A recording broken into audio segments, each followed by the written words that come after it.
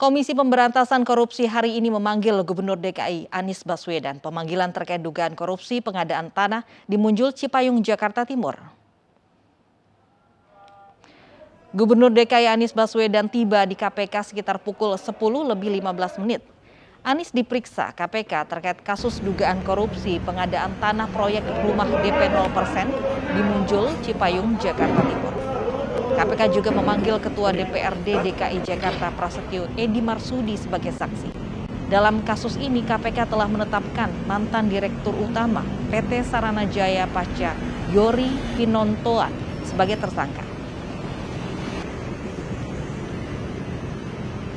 Pada pagi hari ini saya memenuhi undangan untuk memberikan keterangan dan sebagai warga negara yang ingin ikut serta di dalam memastikan tata kelola pemerintahan berjalan dengan baik, maka saya datang memenuhi panggilan tersebut.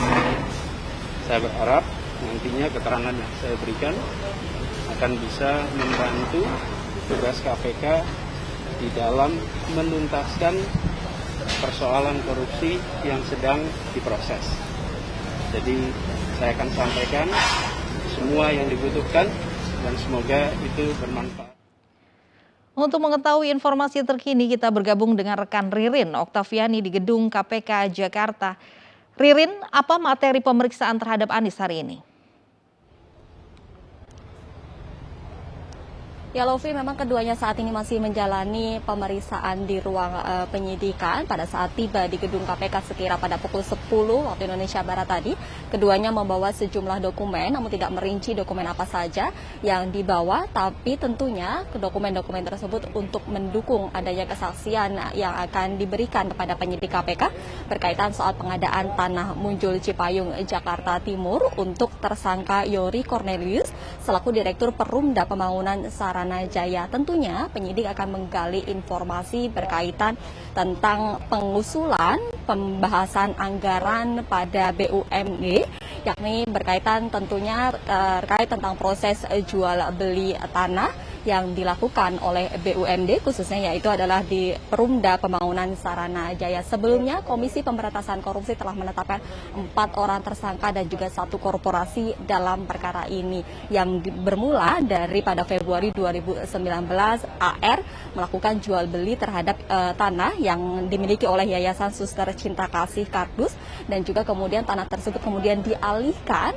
kepada Perumda Pembangunan Saranajaya. Namun dalam proses jual beli tersebut terdapat perbuatan melawan hukum, diantaranya yakni adalah tidak ada kajian kelayakan objek tanah dalam pembelian tanah tersebut dan juga kajian apresial dan kelengkapan syarat-syarat sesuai dengan peraturan.